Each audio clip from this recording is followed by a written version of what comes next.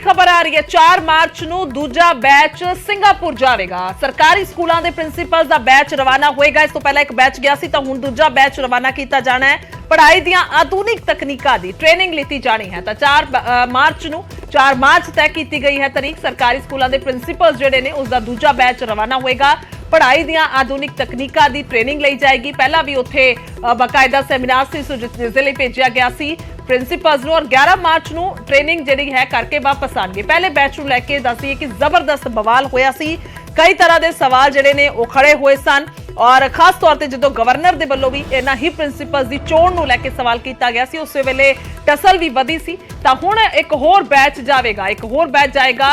4 मार्च ਨੂੰ इन्हां दी रवानगी होएगी। दूजा बैच भेजा जाना है। राजपाल ने सरकार तो जिहड़े ने वो जबरदस्त सवाल पूछे सन इसे बैच नूं लैके या कह लीए कि प्रिंसीपल्स की चोण नूं लैके। तां हुण एक वड्डी खबर आ रही है।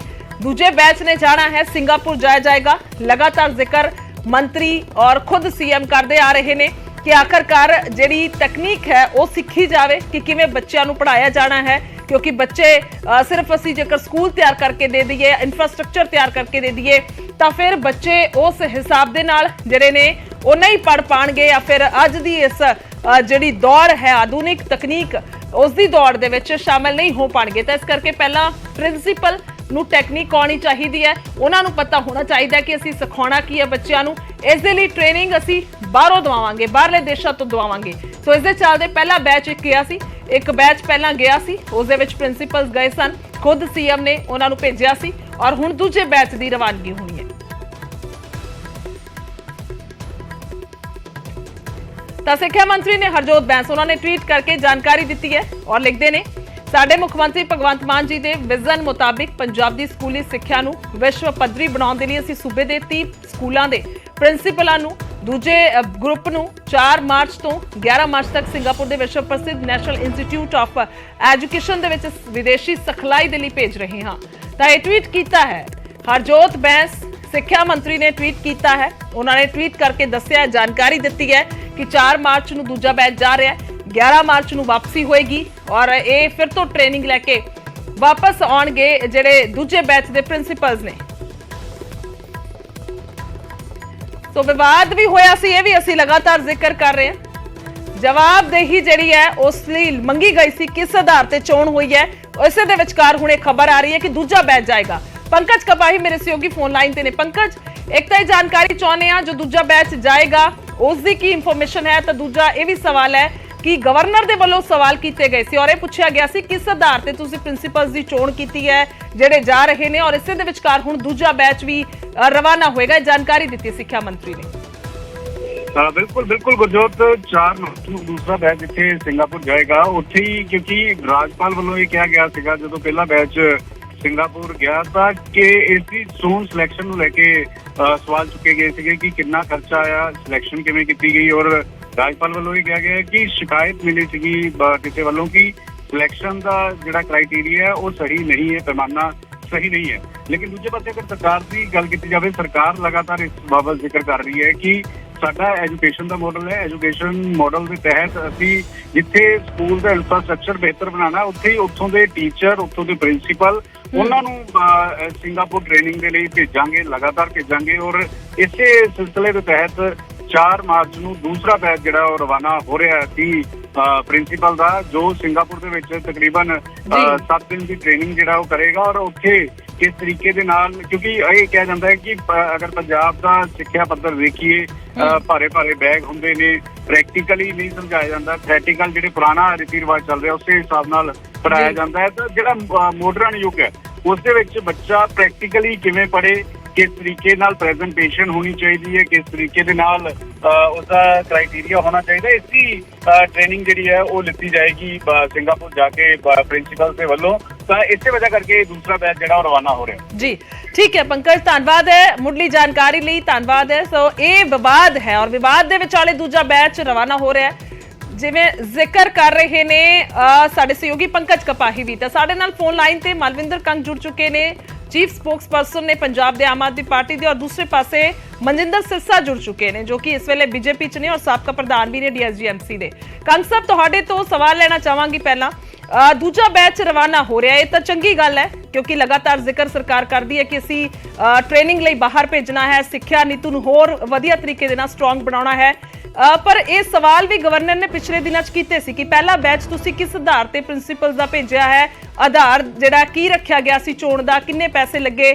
ਸੋ ਉਹ ਇਨਫੋਰਮੇਸ਼ਨ ਸ਼ਾਇਦ ਹੁਣ ਤੱਕ ਤਾਂ ਜਨਤਕ ਤੌਰ ਤੇ ਨਹੀਂ ਦਿੱਤੀ ਗਈ ਗਵਰਨਰ ਨੂੰ, ਉਸੇ ਦੇ ਵਿਚਾਲੇ ਹੁਣ ਦੂਜਾ ਬੈਚ ਜਾ ਰਿਹਾ ਹੈ। ਕੰਗ ਸਾਹਿਬ ਦੇਖੋ ਗੁਰਜੋਤ, ਪਹਿਲੀ ਗੱਲ ਤੇ ਇਹ ਆ ਸਮਝਣੀ ਪਊਗੀ ਵੀ ਬੇਸਿਕਲੀ ਇਹਦਾ ਪਰਪਸ ਕੀ ਆ, ਸਰਕਾਰ ਦੀ ਇੰਟੈਂਸ਼ਨ ਕੀ ਆ।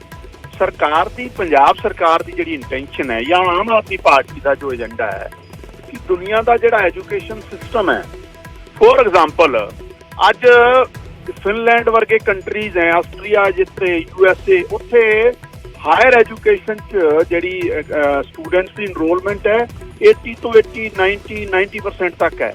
ਇੰਡੀਆ ਦੀ ਟੋਟਲ ਹਾਇਰ ਐਜੂਕੇਸ਼ਨ 'ਚ ਜਿਹੜੀ ਬੱਚਿਆਂ ਦੀ ਇਨਰੋਲਮੈਂਟ ਹੈ ਉਹ ਹਾਈਐਸਟ ਲੈਵਲ ਤੇ 8 ਤੋਂ 10% ਦੇ ਵਿੱਚ ਰਹਿ ਜਾਂਦੀ ਹੈ।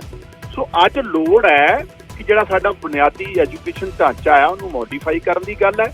ਉਹਨੂੰ ਮੋਡੀਫਾਈ ਕਰਨ ਲਈ ਸਭ ਤੋਂ ਜ਼ਰੂਰੀ ਆ ਵੀ ਜਿਹੜੇ ਟੀਚਰ ਹੈ ਉਹਨਾਂ ਦਾ ਟ੍ਰੇਨਿੰਗ ਸਿਸਟਮ ਕੀ ਆ, ਉਹਨਾਂ ਦਾ ਪੜ੍ਹਾਉਣ ਦਾ ਤਰੀਕਾ ਕੀ ਰਹੂਗਾ, ਦੁਨੀਆ ਦਾ ਕੀ ਸਿਸਟਮ ਹੈ। ਉਸ ਕਰਕੇ ਮੈਨੂੰ ਲੱਗਦਾ ਇਹ ਸਰਕਾਰ ਨੇ ਬਹੁਤ ਅੱਛਾ ਇਨੀਸ਼ੀਏਟਿਵ ਲਿਆ ਹੈ ਆਪਣੇ ਟੀਚਰਸ ਦਾ ਟ੍ਰੇਨਿੰਗ ਪ੍ਰੋਗਰਾਮ ਸ਼ੁਰੂ ਕਰਕੇ, ਔਰ ਉਹ ਆਣ ਕੇ ਫਿਰ ਆਪਣੇ ਬੱਚਿਆਂ ਨੂੰ ਦੁਨੀਆ ਦੇ ਪੱਧਰ ਦਾ ਕੈਪੇਬਲ ਬਣਾਉਣ, ਉਹਦੇ ਸਹਾਇਕ ਹੋਣ। ਇਸ ਕਰਕੇ ਸਰਕਾਰ ਨੇ ਪੂਰਾ ਜਿਹੜਾ ਫੋਕਸ ਹੈ, ਏਜੰਡਾ ਜਿਹੜਾ, ਕਿਉਂਕਿ ਰਾਜਨੀਤਿਕ ਪਾਰਟੀਆਂ ਦੇ ਏਜੰਡੇ ਤੇ ਹੁਣ ਤੱਕ ਉਹੀ ਕਮਿਊਨਲ ਲੋਕਾਂ ਨੂੰ ਡਿਵਾਈਡ ਕਰਨਾ, ਧਰਮ ਜਾਤ ਤੇ ਬਣਾ ਰੱਖੇ ਸੀ। ਅਰਵਿੰਦ ਕੇਜਰੀਵਾਲ ਜੀ ਨੇ ਇੱਕ ਗੱਲ ਤੇ ਬੜੀ ਸਪਸ਼ਟ ਹੈ, ਇੱਕ ਸੈਂਟਰਲਾਈਜ਼ ਕਰਤਾ ਹੈ ਐਜੂਕੇਸ਼ਨ ਦਾ ਇੰਪੋਰਟੈਂਸ ਕੀ ਆ, ਹੈਲਥ ਕਿਉਂ ਜ਼ਰੂਰੀ ਹੈ, ਔਰ ਸਰਕਾਰਾਂ ਦੀ ਜ਼ਿੰਮੇਵਾਰੀ ਕੀ ਹੈ।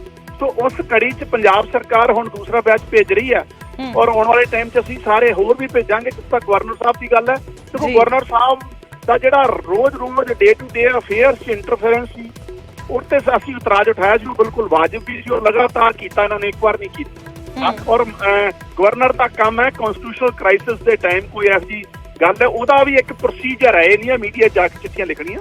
ਸੋ ਡੈਫੀਨੇਟਲੀ ਪੰਜਾਬ ਸਰਕਾਰ ਇੱਕ ਬਹੁਤ ਅੱਛੀ ਇੰਟੈਂਸ਼ਨ ਨਾਲ ਟੀਚਰ ਟ੍ਰੇਨਿੰਗ ਪ੍ਰੋਗਰਾਮ ਚਲਾ ਰਹੀ ਹੈ, ਸਾਡੇ ਟੀਚਰਾਂ ਨੂੰ ਭੇਜ ਰਹੀ ਹੈ।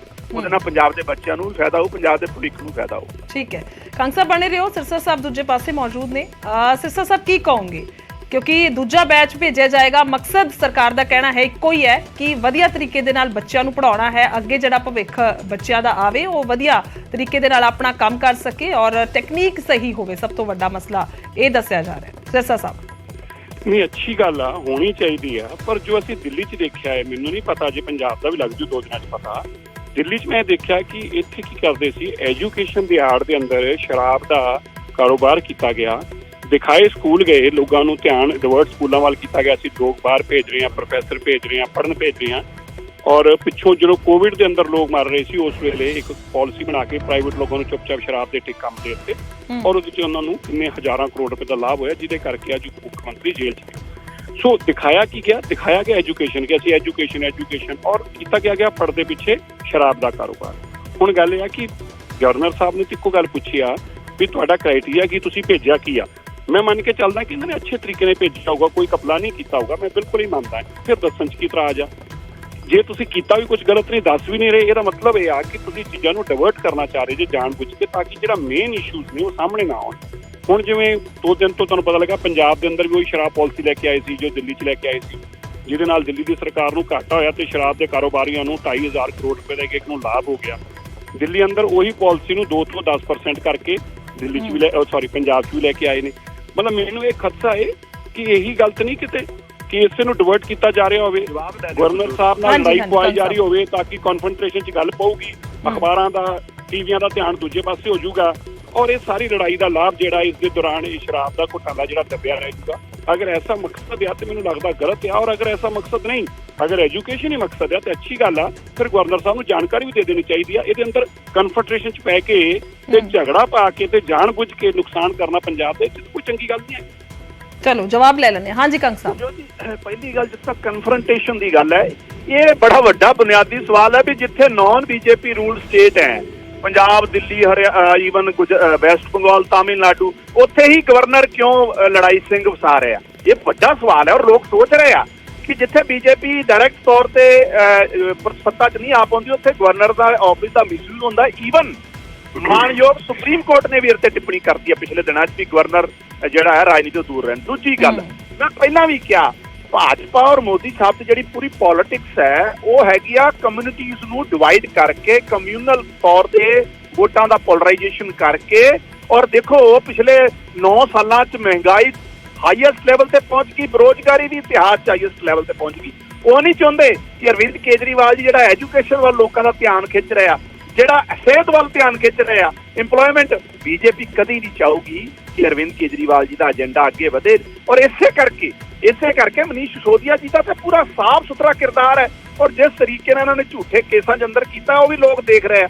ਸੋ ਭਾਜਪਾ ਦਾ ਮਕਸਦ ਇਹ ਆ ਕਿ ਐਜੂਕੇਸ਼ਨ ਔਰ ਹੈਲਥ ਦਾ ਏਜੰਡਾ ਸੈਂਟਰ ਸਟੇਜ ਤੇ ਨਾ ਆਵੇ, ਸਿਰਫ ਤੇ ਸਿਰਫ ਲੋਕਾਂ ਨੂੰ ਲੜਾਉਣ ਦਾ, ਕਮਿਊਨਿਟੀ 'ਚ ਧਰਮ ਦੇ ਆਧਾਰ ਤੇ ਵੰਡੀਆਂ ਪਾਉਣ ਦਾ ਏਜੰਡਾ ਜਿਹੜਾ ਉਹਨਾਂ ਦਾ ਉਹ ਅੱਗੇ ਵਧੇ, ਜਿਹਨੂੰ ਲੋਕ ਹੁਣ ਐਕਸੈਪਟ ਕਰਨ ਨੂੰ ਤਿਆਰ ਨਹੀਂ ਆ।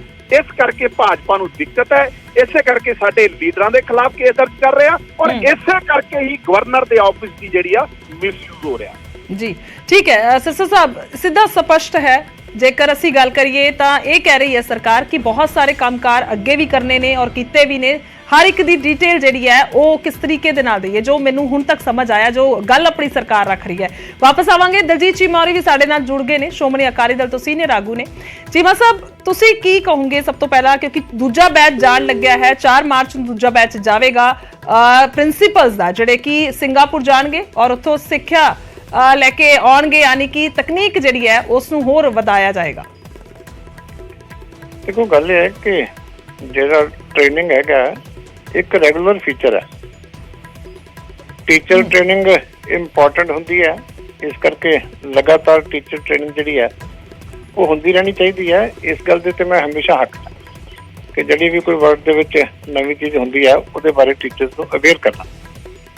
ਪਰ 4 ਦਿਨਾਂ ਦੀ ਟ੍ਰੇਨਿੰਗ ਜੇ ਤੁਸੀਂ ਸਿੰਗਾਪੁਰ ਤੋਂ ਕਰਾਓਗੇ ਤਾਂ ਮੈਨੂੰ ਨਹੀਂ ਲੱਗਦਾ ਕਿ ਵਾਇਬਲ ਹੋਏਗਾ। ਜਿਹੜੇ ਸਟੇਟ ਦੇ ਰਿਸੋਰਸਿਸ ਦੇ ਮੁਤਾਬਕ ਜਾਂ ਐਜੂਕੇਸ਼ਨ ਡਿਪਾਰਟਮੈਂਟ ਦੇ ਰਿਸੋਰਸਿਸ ਦੇ ਮੁਤਾਬਕ, ਉਹਦੇ ਨਾਲੋਂ ਤਾਂ ਬੈਟਰ ਹੈ ਕਿ ਤੁਸੀਂ ਕੁਝ ਸਮੇਂ ਵਾਸਤੇ, ਜੇ ਤੁਹਾਨੂੰ ਸਿੰਗਾਪੁਰ ਦੀ ਟ੍ਰੇਨਿੰਗ ਅੱਛੀ ਲੱਗਦੀ ਹੈ ਤਾਂ ਸਿੰਗਾਪੁਰ ਦੇ ਕੁਝ ਟ੍ਰੇਨਰ ਹਾਇਰ ਕਰਕੇ ਤੇ ਇੱਥੇ ਤੁਸੀਂ ਜਿਹੜੀ ਹੈ ਵੱਡੀ ਗਿਣਤੀ ਦੇ ਵਿੱਚ ਟੀਚਰਸ ਨੂੰ ਜਿਹੜੇ ਆ ਆਪਣੇ ਇੰਸਟੀਚਿਊਟ ਦੇ ਵਿੱਚ ਇੱਥੇ ਸੈਮੀਨਾਰ ਤਰ੍ਹਾਂ ਲਗਾ ਕੇ ਟ੍ਰੇਨਿੰਗ ਦੇ ਸਕਦੇ ਜੀ। ਕਿਉਂਕਿ ਜ਼ਿਆਦਾ ਵਾਇਬਲ ਤਾਂ ਇਹੀ ਹੁੰਦਾ ਕਿ ਜੇ ਤੁਹਾਨੂੰ ਲੱਗਦਾ ਹੈ ਕਿ ਕਿਸੇ ਜਗ੍ਹਾ ਦੇ ਉੱਤੇ ਕੋਈ ਸਪੈਸ਼ਲ ਖਾਸ ਟ੍ਰੇਨਰ ਹੈ ਤਾਂ ਉਹ ਇੱਥੇ ਆ ਕੇ ਉਹ ਟ੍ਰੇਨਰ ਵੀ ਇੱਥੋਂ ਦੇ ਹਾਲਾਤ ਦੇਖ ਲਵੇ ਕਿ ਇਹਨਾਂ ਦੇ ਪ੍ਰੈਕਟੀਕਲੀ ਗਰਾਊਂਡ ਦੇ ਵਿੱਚ ਕੀ ਫੈਸਿਲਿਟੀਜ਼ ਅਵੇਲੇਬਲ ਹੈ, ਕੀ ਇਹਨਾਂ ਦੇ ਰਿਸੋਰਸਿਸ ਹੈ, ਕਿਸ ਤਰ੍ਹਾਂ ਦਾ ਇਹਨਾਂ ਦਾ ਲੈਵਲ ਆਫ ਟੀਚਿੰਗ ਹੈ, ਤੇ ਉਹ ਆਪਣਾ ਟ੍ਰੇਨਿੰਗ ਦਾ ਮਾਡਲ ਬਣਾ ਕੇ ਉਹਨਾਂ ਦੇ ਟ੍ਰੇਨਰ ਆ ਕੇ ਇੱਥੇ ਟ੍ਰੇਨਿੰਗ ਦੇ ਦੇਣ।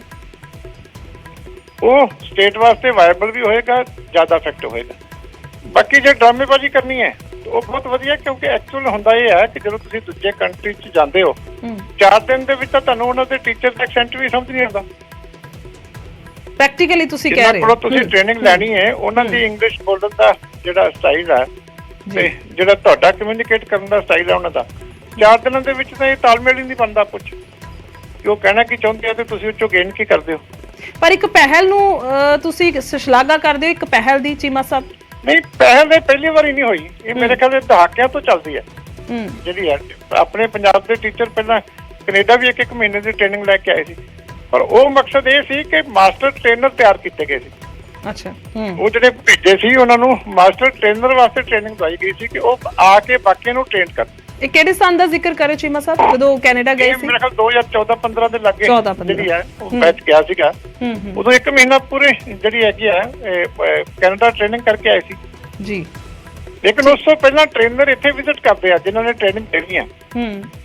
ਉਹ ਇੱਥੇ ਦਾ ਹਾਲਾਤ ਦੇਖਦੇ ਆ, ਇੱਥੇ ਦਾ ਸਿਲੇਬਸ ਦੇਖਦੇ ਆ, ਇੱਥੇ ਦੇ ਜੋ ਕਰੰਟ ਮੈਥਡਸ ਹੈ ਉਹ ਉਹਨਾਂ ਦੇ ਉੱਤੇ ਚੰਗੀ ਤਰ੍ਹਾਂ ਆਪਣੇ ਆਪ ਨੂੰ ਤਿਆਰ ਕਰਦੇ ਆ, ਤਾਂ ਜੋ ਜਿਹੜਾ ਉਹਨਾਂ ਨੇ ਟ੍ਰੇਨਿੰਗ ਦਾ ਮਾਡਿਊਲ ਤਿਆਰ ਕਰਕੇ ਦੇਣਾ ਉਹ ਇੱਥੇ ਵਾਇਬਲ ਵੀ ਹੋਵੇ।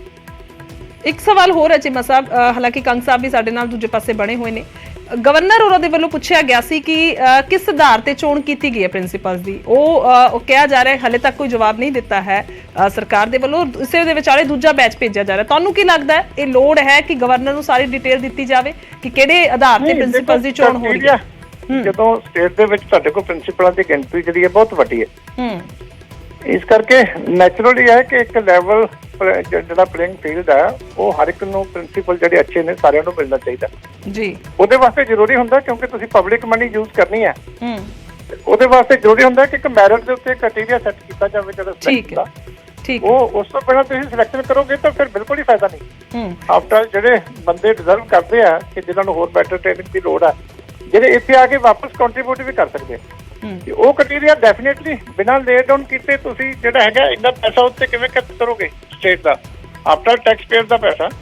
ਇਹ ਨਹੀਂ ਕਿ ਜੇ ਮੈਂ ਜਿਹਨੂੰ ਚਾਹਾਂ ਕਿ ਚੱਲ ਤੈਨੂੰ ਸਿੰਗਾਪੁਰ ਦਾ ਚੱਕਰ ਲਵਾ ਦਿਆਂ ਤੇ ਉਹਨੂੰ ਭੇਜ ਦਿਆਂ, ਇਸ ਤਰ੍ਹਾਂ ਨਹੀਂ ਹੋਣਾ। ਉਹ ਤਾਂ ਮੈਰਿਟ ਕਰਨੀ ਪਏਗੀ, ਉਹਦੀ ਸਿਲੈਕਸ਼ਨ ਕਰਨੀ ਪਏਗੀ, ਉਹਦਾ ਇੱਕ ਲੈਵਲ ਰੱਖਣਾ ਪਊਗਾ ਕਿ ਕਿੰਨੀ ਉਹਦੀ ਸਰਵਿਸ ਹੋਣੀ ਚਾਹੀਦੀ ਹੈ, ਕਿੰਨੀ ਉਹਦੀ ਸਰਵਿਸ ਰਹਿੰਦੀ ਹੋਣੀ ਚਾਹੀਦੀ ਹੈ, ਤਾਂ ਜੋ ਇੰਨੇ ਉੱਤੇ ਪੈਸੇ ਖਰਚਣੇ ਆ ਤਾਂ ਕੁਝ ਸਮਾਂ ਉਹਦੇ ਕੋਲ ਪੜਾਉਣ ਵਾਸਤੇ ਵੀ ਹੋਵੇ। ਉਹਨਾਂ ਦੀ ਕੁਆਲੀਫਿਕੇਸ਼ਨ, ਉਹਨਾਂ ਦੇ ਇੱਥੇ ਦੇ ਰਿਜ਼ਲਟਸ, ਸਾਰੀਆਂ ਚੀਜ਼ਾਂ ਜਿਵੇਂ ਵੀ ਗਵਰਨਮੈਂਟ ਬਣਾਉਣਾ ਚਾਹਵੇ ਉਹ ਗਵਰਨਮੈਂਟ ਦਾ ਰਾਈਟ ਹੈ। ਮਤਲਬ ਇੱਕ ਕ੍ਰਾਈਟੇਰੀਆ ਹੋਣਾ ਚਾਹੀਦਾ, ਡਿਪਾਰਟਮੈਂਟ ਬਣਾਵੇ ਲੇਕਿਨ ਬਣਾਉਣੀਆਂ ਪੈਣਗੀਆਂ ਔਰ ਉਹ ਸਟ੍ਰਿਕਟਲੀ ਫਾਲੋ ਵੀ ਹੋਣੀਆਂ ਚਾਹੀਦੀਆਂ। ਇਸ ਕਰਕੇ ਮੈਨੂੰ ਨਹੀਂ ਪਤਾ ਕਿ ਇਹਨਾਂ ਨੇ ਹੁਣ ਬਣਾਈਆਂ ਕਿ ਨਹੀਂ ਬਣਾਈਆਂ। ਜੇ ਗਵਰਨਰ ਸਾਹਿਬ ਨੇ ਪੁੱਛੀਆਂ ਸੀ ਤੇ ਉਹ ਕ੍ਰਾਈਟੇਰੀਆ ਭੇਜ ਦੇਣਾ ਚਾਹੀਦਾ। ਬਿਲਕੁਲ, ਉਹ ਤਾਂ ਪਹਿਲਾਂ ਬਣ ਚੁੱਕਿਆ ਹੋਏਗਾ ਤਾਂ ਹੀ ਬੈਚ ਗਿਆ ਨਾ, ਤੇ ਉਹ ਭੇਜਣ ਦੇ ਵਿੱਚ ਤਾਂ ਕੋਈ ਇਤਰਾਜ਼ ਨਹੀਂ ਹੋਣਾ ਚਾਹੀਦਾ, ਟ੍ਰਾਂਸਪੇਰੈਂਸੀ ਹੋਣੀ ਚਾਹੀਦੀ। ਬਿਲਕੁਲ, ਜੇ ਕੋਈ ਵੀ ਮੰਗੇ ਤੁਸੀਂ ਵੀ ਮੰਗੋ, ਤੁਹਾਨੂੰ ਵੀ ਦੇਣਾ ਚਾਹੀਦਾ ਕਿ ਕੀ ਕ੍ਰਾਈਟੇਰੀਆ ਸੀ ਸਿਲੈਕਸ਼ਨ ਦਾ। ਠੀਕ ਹੈ, ਠੀਕ ਗਵਰਨਰ ਹੈ, ਸਾਹਿਬ ਤਾਂ ਬਹੁਤ ਵੱਡੀ ਗੱਲ ਆ, ਕੋਈ ਵੀ ਪੁੱਛੇ ਉਹਨੂੰ ਦੇਣਾ ਚਾਹੀਦਾ।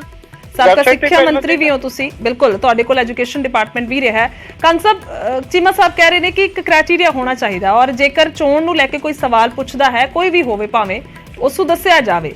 ਇਹ ਸਵਾਲ ਵਾਰ-ਵਾਰ ਉੱਠ ਰਿਹਾ, ਹਰ ਕੋਈ ਕਰ ਰਿਹਾ ਹੈ ਕਿ ਇਹ ਇੱਕ ਪ੍ਰੋਸੈਸ ਹੈ ਜੇਕਰ, ਤਾਂ ਫਿਰ ਉਹ ਜਨਤਕ ਵੀ ਕੀਤਾ ਜਾ ਸਕਦਾ ਹੈ।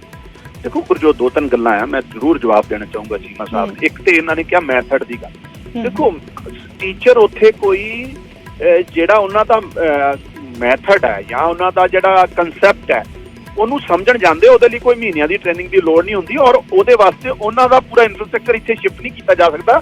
ਮੈਨੂੰ ਲੱਗਦਾ ਸਾਡੇ ਪ੍ਰਿੰਸੀਪਲ ਸਾਹਿਬਾਨ ਬਹੁਤ ਕੰਪੀਟੈਂਟ ਬੰਦੇ ਆ।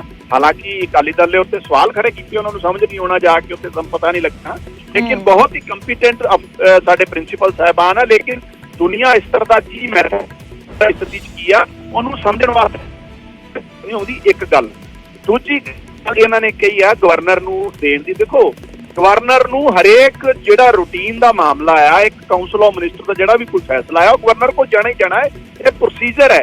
ਲੇਕਿਨ ਗਵਰਨਰ ਸਾਹਿਬ ਨੂੰ ਪੋਲੀਟੀਕਲ ਮੋਟੀਵੇਟਡ ਇੰਟਰਫੇਰੈਂਸ ਨਹੀਂ ਕਰਨੀ ਚਾਹੀਦੀ, ਸਾਡਾ ਉਹਦੇ ਤੇ ਇਤਰਾਜ਼। ਤੀਜੀ ਗੱਲ, ਅਕਾਲੀ ਦਲ ਤੇ ਟੀਚਰ ਟ੍ਰੇਨਿੰਗ ਦਾ ਤਾਂ ਮੈਨੂੰ ਪਤਾ ਨਹੀਂ ਕੋਈ ਘੱਲਿਆ ਕਿ ਨਹੀਂ ਘੱਲਿਆ, ਸ਼ਰਾਬ ਦੇ ਵੱਡੇ ਠੇਕੇਦਾਰਾਂ ਨੂੰ ਘੱਲਦਾ ਰਿਹਾ ਬਾਹਰ। ਵਾਇਬਿਲਿਟੀ ਦੇਖਣ ਲਈ ਸ਼ਰਾਬ ਦੀ ਫੈਕਟਰੀ ਲੱਗ ਸਕਦੀ ਕਿ ਨਹੀਂ ਸਕਦੀ, ਇਹ ਔਨ ਰਿਕਾਰਡ ਵਿਧਾਨ ਸਭਾ ਦੀਆਂ ਕਮੇਟੀਆਂ ਬਣ ਕੇ ਜਿਹੜੇ ਕਾਰੋਬਾਰੀ ਰਹੇ ਸ਼ਰਾਬ ਪੰਜਾਬ ਦੇ ਉਹਨਾਂ ਨੂੰ ਇੱਕ ਕਮੇਟੀ ਬਣਾ ਕੇ। ਸੋ ਮੈਨੂੰ ਲੱਗਦਾ ਜਿਹੜੇ ਆਮ ਸਾਡੇ ਪ੍ਰਿੰਸੀਪਲ ਬੜੀ ਮਿਹਨਤ ਨਾਲ ਸਰਕਾਰੀ ਸਕੂਲਾਂ 'ਚ ਕੰਮ ਕਰ ਰਹੇ, ਜੇ ਉਹਨਾਂ ਨੂੰ ਮੌਕਾ ਮਿਲ ਰਿਹਾ ਉਹਦਾ ਸਵਾਗਤ ਕਰਨਾ ਚਾਹੀਦਾ ਔਰ ਡੈਫੀਨੇਟਲੀ ਸਾਡੇ ਪ੍ਰਿੰਸੀਪਲ ਟੀਚਰ ਸਾਹਿਬਾਨ ਆ ਕੇ ਦੁਨੀਆ ਦਾ ਕੀ ਸਤਰ ਹੈ, ਮੌਜੂਦਾ ਕੀ ਚੇਂਜ ਕਰਨ ਦੀ ਲੋੜ ਹੈ ਉਹ ਕਰਾਉਣਗੇ। ਔਰ ਜਿਹੜਾ ਆਮ ਆਦਮੀ ਦਾ ਏਜੰਡਾ ਐਜੂਕੇਸ਼ਨ ਉੱਤੇ ਸਾਰਾ ਸੂਬੇ ਦੀ ਪੋਲਿਟਿਕਸ ਫੋਕਸ ਹੋ ਰਹੀ ਹੈ, ਇਹ ਸਾਡੇ ਵਾਸਤੇ ਤਸੱਲੀ ਦੀ ਗੱਲ। ਇਹ ਸਲਾਹ ਨੂੰ ਕਿਵੇਂ ਦੇਖ ਰਹੇ ਹੋ ਕੰਗ ਸਾਹਿਬ ਕਿ ਉੱਥੋਂ ਦੇ ਜਿਹੜੇ ਐਕਸਪਰਟਸ ਨੇ ਇੱਥੇ ਬੁਲਾਇਆ ਜਾ ਸਕਦਾ, ਨਾਲੇ ਤਾਂ ਉਹ ਗਰਾਊਂਡ ਤੇ ਦੇਖ ਲੈਣਗੇ ਵੀ ਹੈ ਕੀ ਹੈ ਔਰ ਇਸ ਨੂੰ ਫਿਰ ਬਿਹਤਰ ਕਿਵੇਂ ਕੀਤਾ ਜਾ ਸਕਦਾ, ਨਾਲੇ ਸਾਰੇ ਹੀ ਸਿੱਖ ਲੈਣਗੇ। ਹਾਂਜੀ, ਮੈਂ ਉਹਦਾ ਹੀ ਗੁਰਜੋਤ ਜਵਾਬ ਦਿੱਤਾ ਸੀ ਵੀ ਉਹਨਾਂ ਦਾ ਪੂਰਾ ਇਨਫਰਾਸਟ੍ਰਕਚਰ ਥੋੜੀ ਅਸੀਂ ਸ਼ਿਫਟ ਕਰ ਸਕਦੇ ਆ। ਉਹਨਾਂ ਦਾ ਮੈਥਡ ਕੀ ਆ, ਉਹਨਾਂ ਦਾ ਕਨਸੈਪਟ ਕੀ ਆ, ਇਹਦੇ ਲਈ ਸਮਝਣ 'ਚ ਜੇ ਸਾਡੇ ਟੀਚਰ ਬਾਹਰ ਜਾ ਰਹੇ ਆ ਉਹ ਜ਼ਿਆਦਾ ਆਸਾਨ ਵੀ ਆ ਔਰ ਮੈਨੂੰ ਲੱਗਦਾ ਇਹ ਚੰਗੀ ਪਹਿਲ ਵੀ ਆ। ਤੁਸੀਂ ਉਹਨਾਂ ਦਾ ਪੂਰਾ ਢਾਂਚਾ ਕਿਸ ਤਰ੍ਹਾਂ ਸ਼ਿਫਟ ਕਰ ਲਓਗੇ ਇੰਡੀਆ 'ਚ ਵੀ ਇਸ ਤਰ੍ਹਾਂ, ਸੋ ਉਹਨਾਂ ਦਾ ਕਨਸੈਪਟ ਹੈ। ਦੂਜੀ ਗੱਲ, ਜੇ ਸ਼ਰਾਬ ਕਾਰੋਬਾਰੀ ਜਾ ਸਕਦੇ ਆ ਤੇ ਜੇ ਆਮ ਆਦਮੀ ਪਾਰਟੀ ਨੇ ਟੀਚਰਾਂ ਦੀ ਪਹਿਲ ਕੀਤੀ, ਮੈਨੂੰ ਲੱਗਦਾ ਇਹਦਾ ਤਾਂ ਸਵਾਗਤ ਕਰਨਾ ਚਾਹੀਦਾ। ਇਹਨੂੰ ਨੈਗੇਟਿਵ ਕਿਉਂ ਲਿਆ ਜਾ ਰਿਹਾ? ਇੱਥੇ ਤੇ ਜਿਹੜੇ ਸ਼ਰਾਬ ਦੇ ਕਾਰੋਬਾਰੀ ਸੀ ਜਾਂ ਬਿਜ਼ਨਸਮੈਨ ਵੱਡੇ ਸੀ, ਉਹ ਜੇ ਲੋਕਾਂ ਨੂੰ ਭੇਜਿਆ ਜਾਂਦਾ ਸੀ ਬਾਹਰ ਟ੍ਰੇਨਿੰਗ ਵਾਸਤੇ ਜਾਂ ਜਿਹੜਾ ਉਹਨਾਂ ਦਾ ਮਾਡਲ ਆ ਉਹਨੂੰ ਸਟੱਡੀ ਕਰਨ ਵਾਸਤੇ। ਸੋ ਇਸ ਟਾਈਮ ਤੇ ਬਹੁਤ ਡਰਾਸਟਿਕ ਚੇਂਜ ਕੀਤਾ ਆਮ ਆਦਮੀ ਪਾਰਟੀ ਨੇ, ਅਰਵਿੰਦ ਕੇਜਰੀਵਾਲ ਜੀ ਨੇ, ਮਾਨ ਸਾਹਿਬ ਦੀ ਸਰਕਾਰ ਨੇ, ਕਿ ਐਜੂਕੇਸ਼ਨ ਦੀ ਜ਼ਰੂਰਤ ਹੈ। ਔਰ ਮੈਂ ਪਹਿਲਾਂ ਸ਼ੁਰੂਆਤ ਕੀਤੀ ਸੀ ਲਾਸਟ ਗੁਰਜੋਤ, ਹਾਇਰ ਐਜੂਕੇਸ਼ਨ ਸਾਡੀ ਇਨਰੋਲਮੈਂਟ ਬਹੁਤ ਘੱਟ ਰਹੀ ਆ ਔਰ ਜਿਹੜੇ ਕੰਟਰੀਆਂ 'ਚ ਵਿਜ਼ਿਟ ਕਰ ਰਹੇ, ਚਾਹੇ ਸਿੰਗਾਪੁਰ ਹੈ ਚਾਹੇ ਬਾਕੀ ਵੀ ਮੁਲਕ ਹੈ, ਫਿਨਲੈਂਡ ਵਗੈਰਾ, ਜਿੱਥੇ ਦਿੱਲੀ ਦੇ ਟੀਚਰ ਗਏ, ਉਹਨਾਂ ਦੀ ਹਾਇਰ ਐਜੂਕੇਸ਼ਨ ਇਨਰੋਲਮੈਂਟ ਬਹੁਤ ਜ਼ਿਆਦਾ ਹੈ। ਉਹ ਸਾਰੀਆਂ ਚੀਜ਼ਾਂ ਸਾਨੂੰ ਅੱਜ ਸਟੱਡੀ ਕਰਨ ਦੀ ਲੋੜ ਹੈ, ਸਾਡੇ ਬੱਚੇ ਹਾਇਰ ਐਜੂਕੇਸ਼ਨ ਵੱਲ ਵੀ ਧਿਆਨ ਦੇਣ। ਠੀਕ ਹੈ, ਠੀਕ ਹੈ, ਕੀ ਕਹੋਗੇ ਚੀਮਾ ਸਾਹਿਬ? ਦੇਖੋ ਗੱਲ ਇਹ ਹੈ ਕਿ ਹਰ ਚੀਜ਼ ਨੂੰ ਨਾ ਹੋਰ ਤਰੀਕੇ ਲੈ ਲੈਂਦੇ ਆ। ਪਹਿਲਾਂ ਤਾਂ ਮੈਂ ਤਾਂ ਸ਼ੁਰੂ ਤੋਂ ਕਿਹਾ ਕਿ ਟੀਚਰ ਟ੍ਰੇਨਿੰਗ ਬਹੁਤ ਇੰਪੋਰਟੈਂਟ ਹੈ। ਤੁਹਾਡੇ ਰਿਕਾਰਡ ਤੇ ਹੀ ਹੈ ਕਿ ਮੈਂ ਕਿਹਾ ਟੀਚਰ ਟ੍ਰੇਨਿੰਗ ਬਹੁਤ ਇੰਪੋਰਟੈਂਟ ਹੈ। ਦੂਜੀ ਗੱਲ ਜਿਹੜੀ ਮੈਂ ਕੀਤੀ ਹੈ ਇੰਗਲਿਸ਼ ਦੇ ਐਕਸੈਂਟ ਤੇ ਕੀਤੀ। ਹੈਲੋ ਜੀ ਜੀ ਜੀ ਸੀਮਾ ਸਾਹਿਬ ਜਵਾਬ ਦਿਓ ਤੁਸੀਂ ਵੀ ਜਾਣਦੇ ਹੋ, ਮੈਂ ਵੀ ਜਾਣਦਾ, ਹਰ ਕੰਟਰੀ ਦੀ ਇੰਗਲਿਸ਼ ਦਾ ਐਕਸੈਂਟ ਵੱਖਰਾ। ਉਹਦੇ ਤੁਸੀਂ ਇਹ ਕਹੋ ਕਿ ਸਾਡੇ ਜੀ ਪ੍ਰਿੰਸੀਪਲਾਂ ਨੂੰ ਕਹਿੰਦੇ ਕਿ ਸਮਝ ਨਹੀਂ ਸਕਦੇ, ਇਹ ਨਹੀਂ ਗੱਲ ਹੁੰਦੀ। ਮੈਂ ਵੀ ਜਾਣਾ ਤਾਂ 에ਅਰਪੋਰਟਾਂ ਤੇ ਵੱਖ-ਵੱਖ ਕੰਟਰੀ ਤੇ ਮੈਨੂੰ ਦਿੱਕਤ ਆਉਂਦੀ ਹੈ ਜੀ, ਉਹਨਾਂ ਦੀ ਇੰਗਲਿਸ਼ ਬੋਲਣ ਦਾ ਸਾਡਾ ਇੰਗਲਿਸ਼ ਬੋਲਣ ਦਾ ਫਰਕ ਹੁੰਦਾ। ਇਸ ਕਰਕੇ ਉਹ ਇੰਨੀ ਜਲਦੀ ਨਹੀਂ, ਇਸੇ ਕਰਕੇ ਜਿੰਨੇ ਸਟੂਡੈਂਟਸ ਬਾਹਰ ਜਾਂਦੇ ਨੇ ਆਇਲਸ ਕਰਾਇਆ ਜਾਂਦਾ ਕਿ ਤਾਂ ਜੋ ਪਹਿਲਾਂ ਜਿੱਥੇ ਜਾਣਾ ਉੱਥੇ ਦੀ ਇੰਗਲਿਸ਼ ਦਾ ਐਕਸੈਂਟ ਜਿਹੜਾ ਬੱਚਿਆਂ ਨੂੰ ਪਤਾ ਲੱਗੇ ਤਾਂ ਜੋ ਉੱਥੇ ਜਾ ਕੇ ਫਾਲੋ ਕਰ ਸਕਣ। ਉਹ 4 ਦਿਨ ਚ ਉਹ ਚੀਜ਼ ਨਹੀਂ ਬਣ ਪਾਉਂਦੀ। ਦੂਜੀ ਗੱਲ ਕਹਿੰਦੇ ਵੀ ਇਨਫਰਾਸਟ੍ਰਕਚਰ, ਆਪਾਂ ਸਿੰਗਾਪੁਰ ਦਾ ਇਨਫਰਾਸਟ੍ਰਕਚਰ ਇੱਥੇ ਬਣਾ ਸਕਦੇ। ਇਹਨਾਂ ਨੂੰ ਇਹ ਨਹੀਂ ਪਤਾ ਕਿ ਅੱਜ ਤੁਸੀਂ ਕਿਉਂ 24 ਘੰਟੇ ਆਪਾਂ ਲੋਕਾਂ ਨੂੰ ਗੁੰਮਰਾਹ ਕਰਦੇ ਲੱਗ ਰਹੇ। ਸਾਰੀ ਦੁਨੀਆ ਦੇ ਜਿਹੜੇ ਮਰਜ਼ੀ ਵੱਡੇ ਸ਼ਹਿਰ ਦਾ ਇੰਟਰਨੈਟ ਦੇ ਉੱਤੇ ਟੀਵੀ ਦੇ ਉੱਤੇ ਅਵੇਲੇਬਲ ਹੈ ਕਿ ਭਾਵੇਂ ਕੱਲੀ ਗਲੀ ਘੁੰਮ ਲਓ, ਕੱਲੀ ਬਿਲਡਿੰਗ ਘੁੰਮ ਲਓ ਜੀ। ਇਹੋ ਜਿਹੀ ਕਿਹੜੀ ਚੀਜ਼ ਹੈ ਜਿਹੜੀ 3D ਅੱਜ ਕੱਲ ਪ੍ਰੈਜੈਂਟੇਸ਼ਨ ਨਹੀਂ ਹੁੰਦੀ ਕਿ ਜੇ ਤੁਸੀਂ ਦਿਖਾਉਣਾ ਵੀ ਹੈ ਉਹਨਾਂ ਦਾ ਇਨਫਰਾਸਟ੍ਰਕਚਰ ਕਿੱਦਾਂ, ਤਾਂ ਤੁਸੀਂ ਤੇ 3D ਪ੍ਰੈਜੈਂਟੇਸ਼ਨ ਦੇ ਕੇ ਪੂਰਾ ਹੀ ਭਾਵੇਂ ਉੱਥੇ ਦਾ ਕੈਂਪਸ ਦਿਖਾ ਦਿਓ। ਕੱਲੀ ਅੱਜ ਕੱਲ ਕਿਹੜੀ ਚੀਜ਼ ਨਹੀਂ ਪੋਸੀਬਲ ਹੈਗੀ। ਠੀਕ ਹੈ, ਮਤਲਬ ਪੋਸੀਬਿਲਿਟੀ ਹੈਗੀ। ਇਹ ਉਹ ਪਾਰਟੀ ਹੈ ਜਿਹੜੀ ਐਡਵਾਂਸਮੈਂਟ ਦੀ ਗੱਲ ਕਰਦੀ ਸੀ ਤੇ ਹੁਣ ਇੱਕ ਬਿਲਡਿੰਗ ਦਿਖਾਉਣ ਵਾਸਤੇ ਬੰਦੇ ਨੂੰ ਉੱਥੇ ਲੈ ਕੇ ਜਾਣ ਨੂੰ ਕਾਹਲੀ ਹੈ ਵੀ ਇਨਫਰਾਸਟ੍ਰਕਚਰ ਦਿਖਾਉਣਾ। ਇਨਫਰਾਸਟ੍ਰਕਚਰ ਕੀ ਹੈ ਉੱਥੇ? ਤੁਸੀਂ ਮਾਡਲ ਬਣਾਓਗੇ ਤਾਂ ਉਹ ਸਾਰੀ ਚੀਜ਼ਾਂ ਤੁਹਾਨੂੰ ਦਿਖਾ ਦੇਣਗੇ ਉਹਦੇ ਵਿੱਚ। ਜਿਹੜੀ ਪ੍ਰੈਜੈਂਟੇਸ਼ਨ ਵਰਲਡ ਲੈਵਲ ਤੋਂ ਕੰਪਨੀਆਂ ਆ ਕੇ ਇਹਨਾਂ ਦੇ ਇੱਥੇ ਚੀਫ ਮਿਨਿਸਟਰ ਨੂੰ ਦਿਖਾਉਂਦੀਆਂ ਨੇ, ਪੂਰੀ ਦੀ ਪੂਰੀ ਫੈਕਟਰੀ ਇੱਥੇ ਬੈਠਿਆਂ ਦਿਖਾ ਦਿੰਦੀਆਂ ਨੇ, ਉਹਨਾਂ ਦੇ ਉੱਤੇ ਵੱਡੇ ਫੈਸਲੇ ਹੋ ਜਾਂਦੇ ਆ। ਇਸ ਕਰਕੇ ਸਾਨੂੰ ਟ੍ਰੇਨਿੰਗ ਦੇ ਉੱਤੇ ਕੋਈ ਇਤਰਾਜ਼ ਨਹੀਂ ਹੈ, ਪਰ ਜਿਹੜੇ ਬੇਸਿਕ ਕੁਐਸਚਨਸ ਹੈ ਕਿ ਲੋਕਾਂ ਦਾ ਪੈਸਾ ਹੈ ਇਹ ਇਕੱਲਾ ਐਡਵਰਟਾਈਜ਼ਮੈਂਟ ਵਾਸਤੇ ਖਰਚਣ ਵਾਸਤੇ ਨਹੀਂ ਹੈ, ਉਹਦਾ ਐਥੀਕਲ ਯੂਜ਼ ਹੋਣਾ ਚਾਹੀਦਾ। ਟ੍ਰੇਨਿੰਗ ਬੈਸਟ ਤੋਂ ਬੈਸਟ ਦਿਓ ਟੀਚਰਸ ਨੂੰ। ਅੱਗੇ ਵੀ ਕਹਿੰਦੀ, ਮੈਂ ਕਿਹਾ ਕੋਈ ਨਵੀਂ ਗੱਲ ਨਹੀਂ ਹੈ, ਮੈਂ ਹੀ ਕਿਹਾ ਸੀ ਨਾ ਪਹਿਲਾਂ ਦਿੱਲੀ ਮਾਡਲ ਦਾ ਪ੍ਰਚਾਰ ਕਰਕੇ ਧੂਆਂ ਕੱਢ ਦਿੱਤਾ ਦਿੱਲੀ ਮਾਡਲ। ਹੁਣ ਦਿੱਲੀ ਦਾ ਸ਼ਰਾਬ ਮਾਡਲ ਜ਼ਿਆਦਾ ਮਸ਼ਹੂਰ ਹੋ ਗਿਆ, ਐਜੂਕੇਸ਼ਨ ਦਾ ਮਾਡਲ ਪਿੱਛੇ ਰਹਿ ਗਿਆ। ਇਹ ਤੋਂ ਬਾਅਦ ਹੁਣ ਸਿੰਗਾਪੁਰ ਦਾ ਮਾਡਲ ਪ੍ਰਚਾਰ ਸ਼ੁਰੂ ਹੋ ਗਿਆ।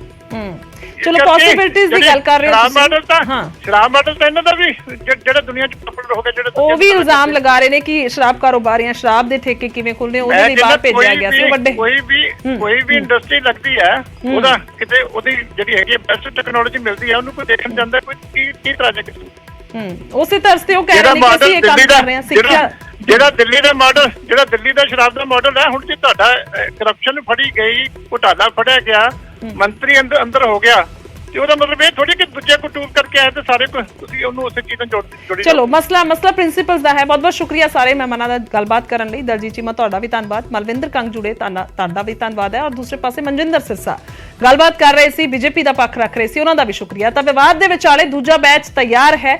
4 ਮਾਰਚ ਨੂੰ ਜਾਏਗਾ, 11 ਮਾਰਚ ਨੂੰ ਰਵਾਨਗੀ, ਜਿਹੜੀ ਕੱਲ 4 ਮਾਰਚ ਨੂੰ ਰਵਾਨਗੀ ਹੋਣੀ ਹੈ, 11 ਮਾਰਚ ਨੂੰ ਵਾਪਸੀ ਹੋਏਗੀ। ਤਾਂ ਇਹ ਸਿੰਗਾਪੁਰ ਜਾਵੇਗਾ, ਦੂਜਾ ਬੈਚ ਹੈ, ਔਰ ਪ੍ਰਿੰਸੀਪਲਸ ਜਾਣਗੇ, ਉੱਥੋਂ ਜਾ ਕੇ ਸਿੱਖਿਆ ਹੋਰ ਲਈ ਜਾਏਗੀ, ਵਧੀਆ ਤਰੀਕੇ ਦੇ ਨਾਲ ਕਿਵੇਂ ਕੰਮ ਕਰਨਾ ਹੈ, ਸਿੱਖਿਆ ਦੇਣੀ ਹੈ ਬੱਚਿਆਂ ਨੂੰ, ਔਰ ਹਰ ਇੱਕ ਚੀਜ਼ ਦੀ ਜਿਹੜੀ ਨੌਲੇਜ ਹੈ ਉਹ ਲਈ ਜਾਏਗੀ, ਤਾਂ ਉਸ ਨੂੰ ਲੈ ਕੇ ਜਾਵੇਗਾ। ਪਰ ਸਵਾਲ ਵਿਰੋਧੀ ਚੁੱਕ ਰਹੇ ਨੇ, ਸਵਾਲ ਜਿਹੜੇ ਨੇ ਉਹ ਬੀਜੇਪੀ ਨੇ ਵੀ, ਸ਼੍ਰੋਮਣੀ ਅਕਾਲੀ ਦਲ ਨੇ ਵੀ ਚੁੱਕੇ ਨੇ ਕਿ ਪੈਸਾ ਲੋਕਾਂ ਦਾ ਲੱਗ ਰਿਹਾ ਹੈ, ਇਸ ਨੂੰ ਧਿਆਨ ਦੇ ਨਾਲ ਔਰ ਬਹੁਤ ਸਹੀ ਲਗਾਇਆ ਜਾਵੇ ਤਾਂ ਕਿ ਕਿਸੇ ਕਿਸਮ ਦੀ ਕੋਈ ਸਮੱਸਿਆ ਨਾ ਆਵੇ ਔਰ ਲੋਕਾਂ ਦਾ ਪੈਸਾ ਦੁਰਵਰਤੋਂ ਨਾ ਹੋਵੇ।